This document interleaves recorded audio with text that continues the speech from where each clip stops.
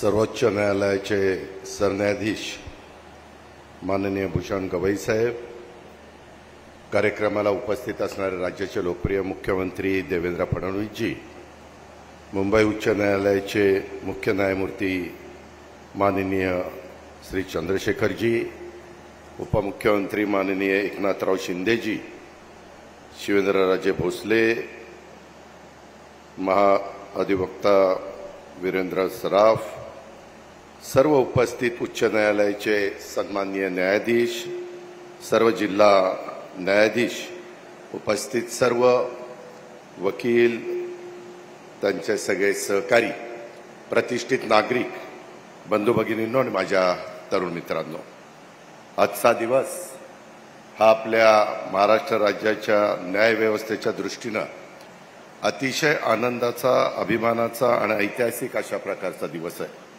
उच्च न्यायालयाच्या नवीन संकुलाच्या कौन्सिलेचं अनावरण हे सर्वोच्च न्यायालयाचे सरन्यायाधीश भूषण गवई साहेबांच्या हस्ते होत आहे।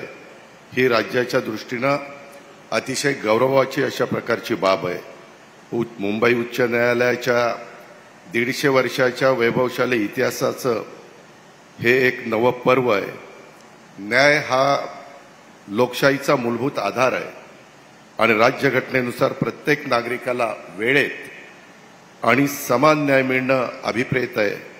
भारतासारख्या लोकशाही प्रधान देशामध्ये स्वतंत्र, कार्यक्षम आणि सुलभ न्याय व्यवस्थेचं अनन्यसाधारण अशा प्रकारचं महत्त्व आहे आणि त्याच्यामुळं एकंदरीतच न्यायालयाचं विकेंद्रीकरण, न्यायदानाचं त्याच्यामध्ये विकेंद्रीकरण हा अतिशय महत्त्वाचा मुद्दा आहे। लांब लांबून, गावागावाहून शहराकडे न्याय मागण्यासाठी येणारे सर्वसामान्य नागरिक व पक्षकारांना खूप त्रास होत असतो। या गोष्टीचा विचार करून आदरणीय भूषण गवई साहेबांच्या मार्गदर्शनाखाली महाराष्ट्र सरकारने कोल्हापूर येथे सर्किट बेंचची स्थापना केली।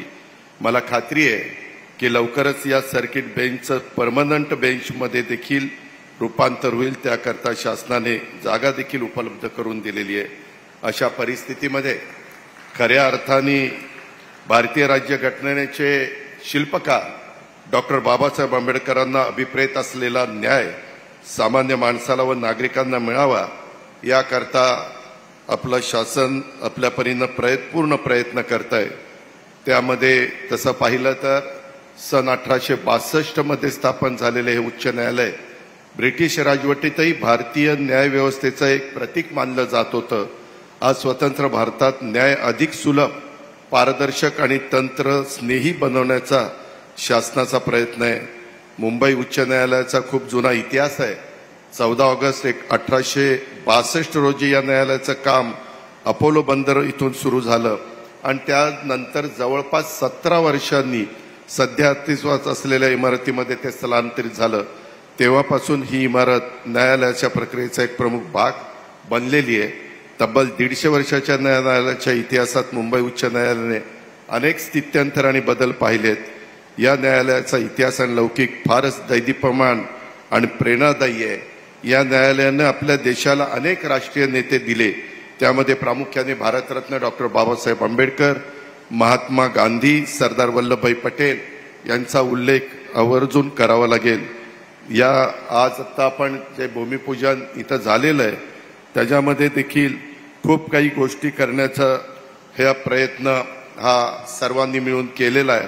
मला खात्री आहे, मी विशेषतः हाफिज कॉन्ट्रॅक्टरचं मनापासून अभिनंदन करते की राज्याच्या इतिहासामध्ये इतकी देखणी अशा प्रकारची वास्तू मुंबई शहराच्या वैभवात भर घालणारी ही या ठिकाणी आपण सगळ्यांनी पाहिलेली आहे। आपल्याला आश्चर्य वाटेल, ही 50 लाख स्क्वेअर फीटची वास्तू होणार आहे, 50 लाख, आणि त्यामध्ये सर्व प्रकारच्या मान्यता ह्या राज्य सरकारने दिलेल्या आहे। 15 एकर जागा दिलेली आहे। राहिलेली 15 एकर जागा आम्ही मार्च एंडपर्यंत देण्याचं मुख्यमंत्र्यांचं, राज्य सरकारचं नियोजन आहे। जवळपास 4,500 कार पार्किंग आहे आणि 2 व्हीलर पार्किंगची व्यवस्था 1,000ची आहे। एवढं भव्य दिव्य अशा पद्धतीचं हे सगळी वास्तू होणार आहे आणि मला तर असं वाटतंय देशामध्ये ज्या ज्या ठिकाणी उच्च न्यायालय आहेत त्यामध्ये सर्वात चांगली इमारत ही आपल्या समोर इथं मॉडेल दाखवलेले ती होणार आहे.